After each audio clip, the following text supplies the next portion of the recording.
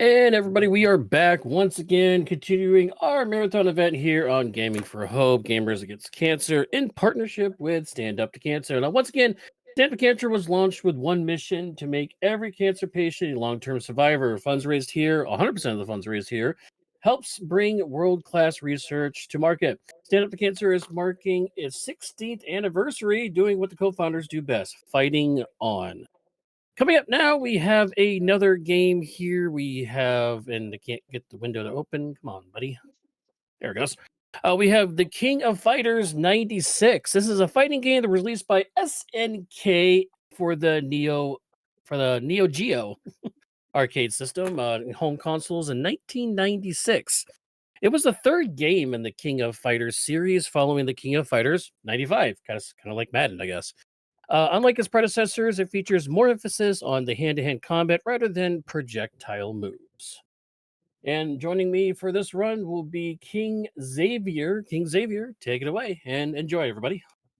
King Xavier. Well, Oh, I'm thinking sorry. of someone else. Xavier's last one. You're okay. You're alternating back and forth on me. I'm sorry. It's a DBK. There we go. Yeah. How's everyone doing? I'm DB Cade. I'm here playing another fighting game, but this one I wanted to run because I wanted to show, in particular, one of the better fighting games that can really show a lot of variables that we go through. So I'm running on level 1, which is the easiest level, but the old school King of Fighter games, they're not easy, even a little bit easy. The reason I haven't submitted 94 and 95 is they're just too random. In 96, I'm a little bit more comfortable with. So if you're curious about playing this on your own, you can kind of use this as a tutorial guide to see which characters are cheap, who I'm going to use. And then I kind of developed this route as a more approachable way to submit to this event and then hopefully take it to an event in Japan in the arcade where I can try and do a one coin clear. Will I be able to do one coin clear today? I don't know. By the way, this is the SNK's little intro about how the game plays. It's a 4-button game. A and B are the light and punch kick, and then C is hard punch, and D is hard kick. We're going to be using a lot of the fierce buttons in this game when we space ourselves out. 94 and 95 are where the game is kind of figuring out where the King of Fighters series is figuring out what it wants to do. This game is where it really comes together and the characters kind of become their own. You can even use some of the boss characters, like I'm going to put Krauser on my team. They're not the most broken characters in this game. I would say, oh, did I get the character that I wanted? Yes, I did. Okay. So time is going to start on 3, 2, 1. And here we go. So, Benimaru, we're basically going to be abusing our really good standing hard kick, and our objective here is to try and get the enemies into stun as quickly as possible, so we can use some Raijuken spam in the corner, which is the beam is crossing, but that is very hard to block. It does a lot of chit damage. That is 48. Anything above 45 time stop is unbelievably fast paced. Generally speaking, we'll end at 38. And what we're doing here is you can see that my kick is going up over the air, so it avoids lower kicks, and we don't have to watch like Terry do anything. Oh, there was an air grab right there. This game is really good for teaching the fundamentals of how to play a fighting game. And after about the second or third stage, the AI is going to start to get the AI starts to get really hard right away. Other King of Fighter games, what the AI tends to do after this on 97, starting from 97, is the AI just kind of stands still at the beginning of the match. They give you kind of like a free chance, like, hey, we'll play nice. But 96 doesn't quite start that yet. I do have a power gauge, and what the power gauge does is it allows me to use my super and also increase damage. In 94 and 95, that power gauge is a very, very large amount of damage. Oh, that was not able to chip. We'll go for air grab. That's an excellent first start. I'm looking like I'm gonna be playing this quickly. So When you said that the AI just stands there, I thought it was good. I thought you meant you were about to say it gives you a false sense of hope. When you were saying it that way.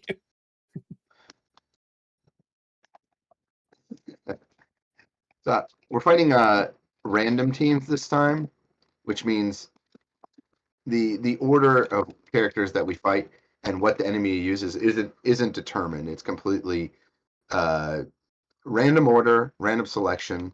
Sometimes the enemy, and I believe Bason and some of the other Brazilian runners, they know the conditions for what teams will appear where it won't be random or set. And in this case, let's see if we can push to the corner in time. Yes, we can. Raijuken. Yeah, Raijuken is really, really good in this game. Benimaru is a character that kind of floats through the tier list in a lot of games, while Mai, who we're fighting now, does not. And a lot of the characters in the game have really, really, really gross normals. Normals being their normal attacks. We don't want to give them a chance to do anything. And Mature is actually the highest tier character in this game. She is better than the bosses of this game. She's just unbelievably difficult to fight and use. But once you get the hang of her, let's see if we can push to the corner. I don't want to. Okay, there we go. Now I could have done a jumping attack, but mid-screen it actually misses. Fighting can't be cool. Yes. Yes, it can. All right. Next team here. We're fighting some Kim's team. Choi being one of the more annoying characters to have to deal with because of, yes, their height. See? And this is something we might have to deal with. Luckily, this is the shortest character in the game. That moves a little bit mean because basically Choi can jump all around the screen and we have to kind of catch him. And then you have other characters like Ralph who have repetition moves. So they'll just kind of mash A and try and anti-air you. But because of that, they're going to get counter hit a lot and then hopefully stunned really quickly. Throws don't count toward the stun damage. Ooh, that was strange. Let's see if we can get a throw and we'll continue. In order to throw in this game, you have to be close with the command. So be in my case, it's forward or back hard kick. And then I also have a hard punch throw. Not all characters have both of each throw, and some characters don't have reversal throws in this game, which means you can throw them out of the corner.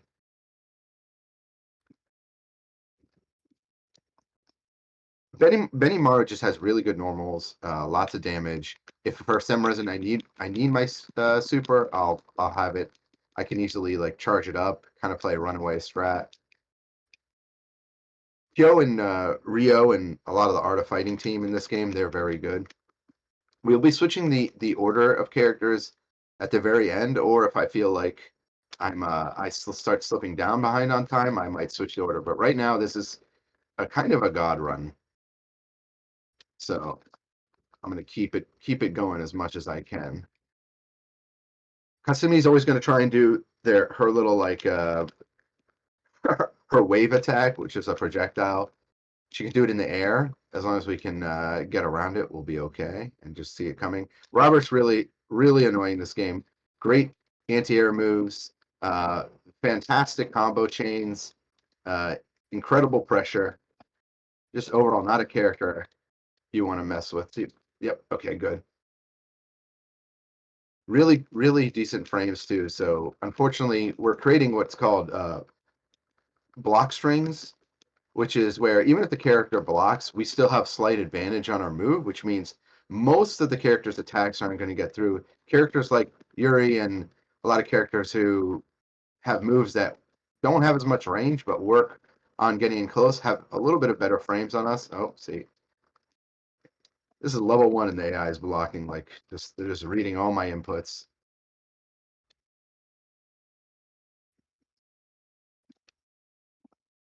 This is where things can kind of get scary because I'm not getting an opening. There's no real reason for this. It's just kind of an AI pattern switch.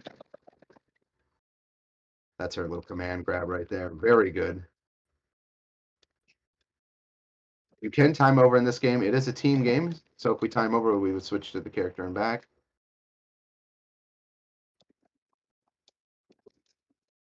I'm gonna throw this out, and yes, luckily it was stunned at the very end. The nice thing about King of Fighters characters, especially from '96, is that the game is very balanced at this point, even in '94 and '95. So you're for a speed run, you're not forced to use these characters. I'm just using the characters that I'm comfortable with, and that I feel are safer for at least trying to get a one hit. Goro is your typical grapple character. He can also slam the stage to try and get us on a knockdown. A little bit too early with you jumping. So King of Fighters and Street Fighter, one thing that's a little bit different is King of Fighters introduces short hopping as well as hyper jumping.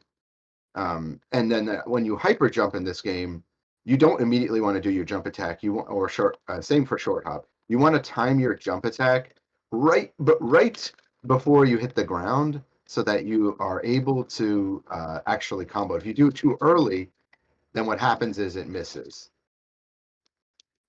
And it sounds simple, but the timing is something that's really hard to do. And that's what makes this game a little bit less approachable in like mastering it. As far as playing it, it's one of the more approachable King of Fighters. A lot of your combos are 1, 2, 3 hits. It's still in kind of the simple phases. We're gonna be able to chip damage here. Yep.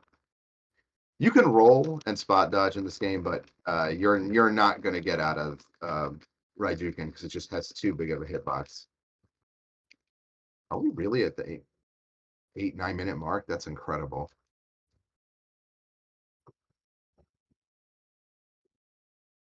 By the way, this is where the soundtrack gets really good. So this is the famous Isaka soundtrack. There's always a different version in each King of Fighters. '96 is one of the best. Grab him and shock him. Kyo can be annoying because he has auto armor on a lot of his moves, as well as some of the longest combo chains. A lot of the top players in this game use Kyo on their team because you're going to get the damage. Full combo. Let's just go ahead and do it. Okay, we got grabbed by Chang. I was a little bit too close. Okay, we jumped at the right time there. If I was a little bit off that swing, what do you call those giant balls that swing around your head? I don't know. What weapon? What? I don't actually ask myself what the name of that weapon is, but I mean, it's just a ball and chain, but yeah, it's a ball and chain. Yeah, a giant ball and chain. I think you're talking about a mace or a. That's good. We're all learning flail, something maybe, today. but yeah. All right, we beat the psychic soldier there. As you saw, he had a projectile he can shoot out. It's really slow moving, so if we were to block it, we actually set ourselves up for another attack. Athena's another Was the character AI that just randomly picking the characters to go up against you, or it does, yeah. It's totally the AI is randomly choosing the order. Sometimes it's preset order, but because of that, we are going to have to fight some of the harder characters later on. It's both good and bad. The good thing is the last team is preset, the boss team. So we fight Krauser and Geese and Big all at the same time. Good or bad, I don't know.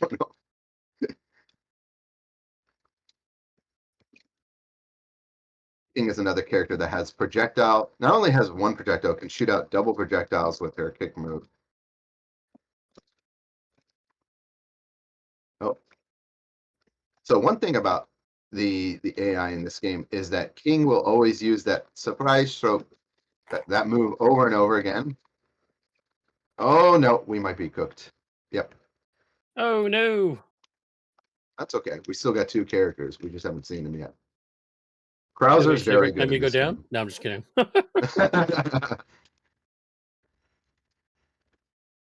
In fact, Blitzball is arguably a better projectile because you can throw it out in a fast mode and a slow mode to set up for other attacks.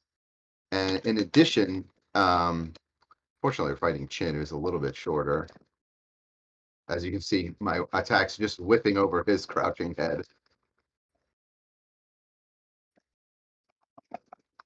Just trying to set up a bird attack there. We're still doing amazing on time there. I did a slow blitz ball there. I can actually do a low and high blitz ball as well. I tend not to do the low ones in this game because the AI, they just have God reading and they'll just immediately jump over it or move forward. The strat that I'm looking does cheat, but it's actually just me understanding the block strings and not mashing, but timing my presses in between each attack. And then on down, I'm kind of praying they do certain things. But we're playing a very aggressive strategy to get through this. Normally, if you play this for the first time, I highly recommend learning the defense options. You know, learning how, when and how to counter and punish. Athena is very, very, very scary in this game. Can do all sorts of projectile traps. You can teleport across the screen. So Athena's good. Well, oh my gosh. Okay, good. That was a little scary there. I saw that. Yeah. You can throw a projectile with Athena, and then she only gets better and better as the game's on. Like 98, she gets infinites because Athena can throw a projectile and teleport to you, and then do an attack for like an unblockable. She kind of has that in this game, but it's not true. It's just really, really, really, really hard to get out of. But in 98 and onward, she has a lot of these traps that are. There we go, Raiju again. Okay, excellent. We're on really good pace. 13 and a half. Last run. All right. Last few set of battles here. This is the last team battle, Sen. The team battle 3v3 part. And we're fighting Geese, who's got Repuken and everyone's favorite moves. I feel like everybody knows Geese at this point. Basically, if you're unaware, he has giant normal attacks, a double jump in attack that you just saw there, double Repuken, and he has this anti-air attack with Raging Storm, where he slams the ground and you can't jump in on him. And now we've got one of the old school bosses, Mr. Big. Mr. Big has really long range normals, a lot of attacks that move him forward, but luckily this time around, he's the weakest of the three bosses. There we go. Did a little bit of trying to bait there. I was trying to jump back to try and set the AI just a new pattern. Krauser, you got the nice orchestra music. A dignified fighter, and the cheapest one at that. Some of the longest range normals in this game. There's a reason we put him on our team. If we can break through his guard. I was going to say, this is getting ridiculous. There we go.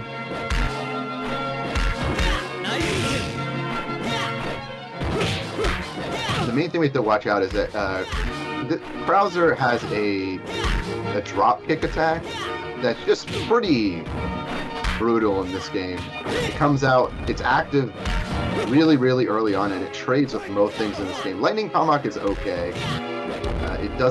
It's not guaranteed. All right. A little bit of a trial in there, and we're on to the mid-boss. Yes, after boss team, we get another boss, Chizuru. Chizuru Kagura is not to be underestimated. One of the best anti-air Dragon Punch attacks in the game. Like right there. So that only hit me slightly. Oh. Full damage on that is 1/3 of my life, sometimes half on counter. Extremely good normals. Can also, basically, I do not want to let up on Chizuru at all, because Chizuru has this ability where she basically has mirror image, is the best way to call it, and it's like a projectile attack, but you're guessing where Chizuru's hitbox is, and the tell is very hard to see. She could be standing right where she is, or she could actually be throwing herself and teleporting forward while attacking. It's not clear in this game. Blitzball!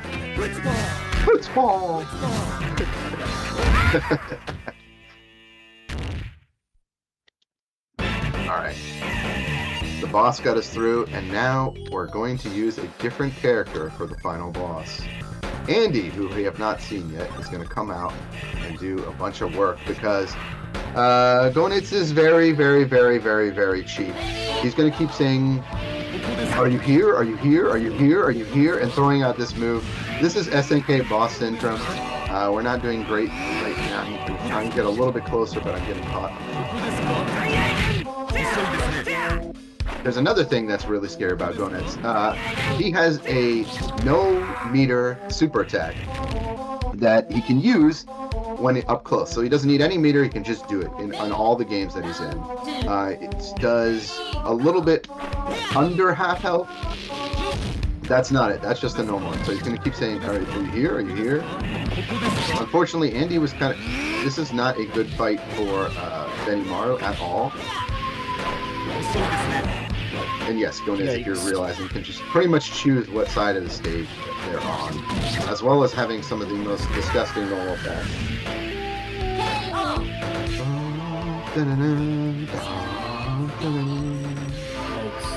Yeah, this is why SNK gets known for having the hardest bosses.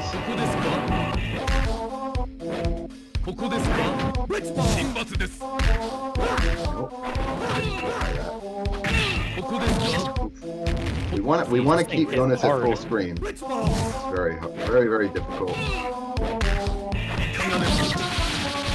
The slice. Oh, I used Blitzball, unfortunately.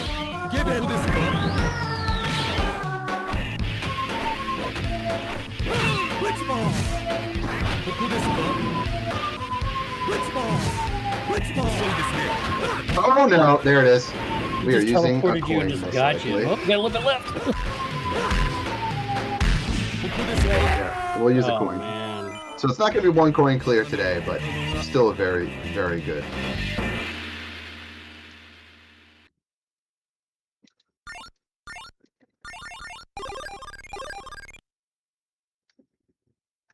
There you go. Let me continue.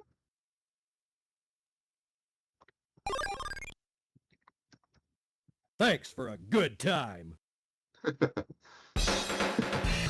You're welcome.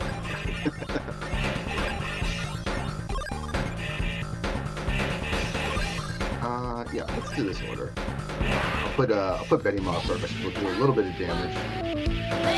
We're just gonna kind of throw ourselves out then.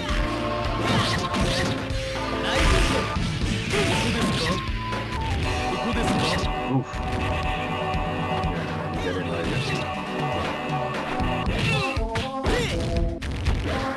A little better this time.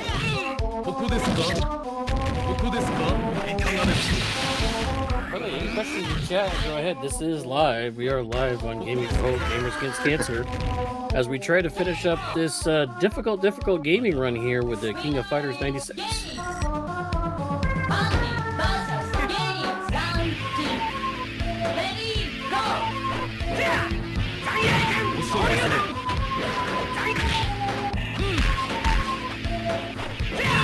How do you get a counter? How do you get a counter thing?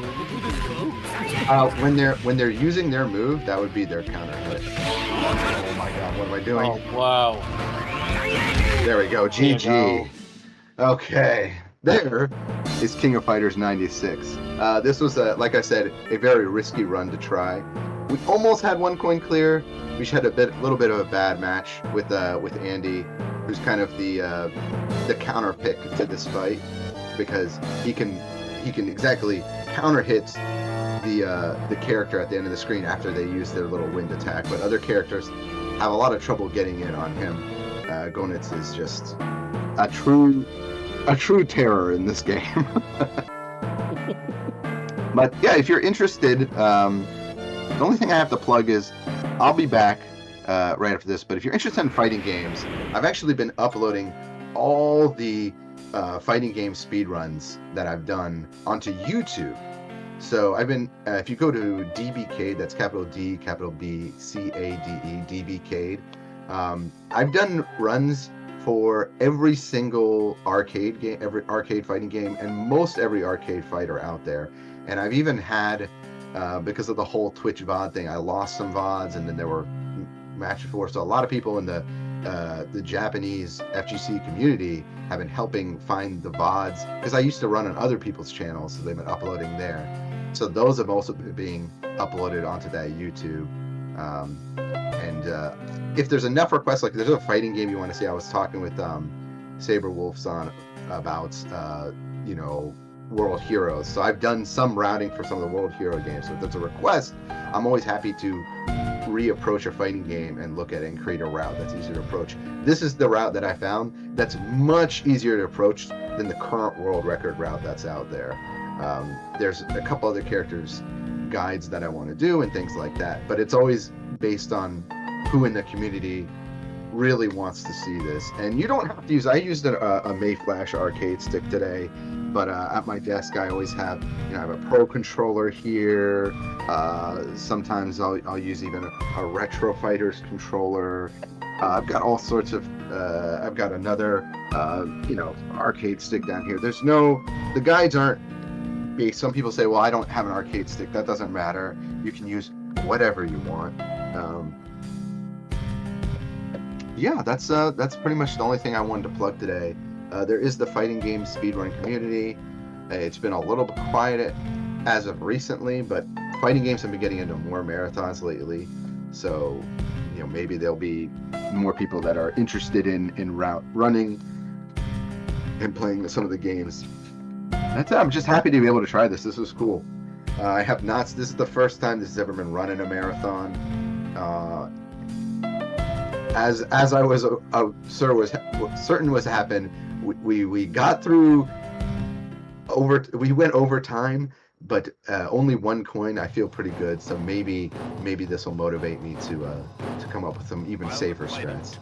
But thank you again for watching. I'll be back, and next up is World of Warcraft. Yeah, we're diving into World of Warcraft here. Not sure how that's speed runnable, but we're gonna find that out. Oh yeah, I'm curious too. Maybe it's one of the dungeons. Well, it says Exiles. It says Exiles reach starting area. It looks like. Oh. So we'll see how that goes. Once again, DBK, and you'll be back here in about a half an hour or so. Yes, I'll be back with a Muso game, Samurai Warriors 2 Empires, which was another game people said impossible to speedrun, but we're gonna roll the dice on that game too. Alrighty. Well, almost any game I think is speed runnable, so it's just a matter of.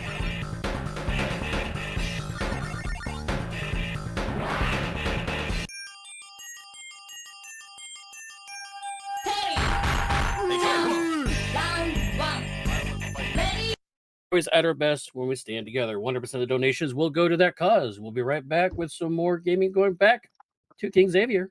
We're back.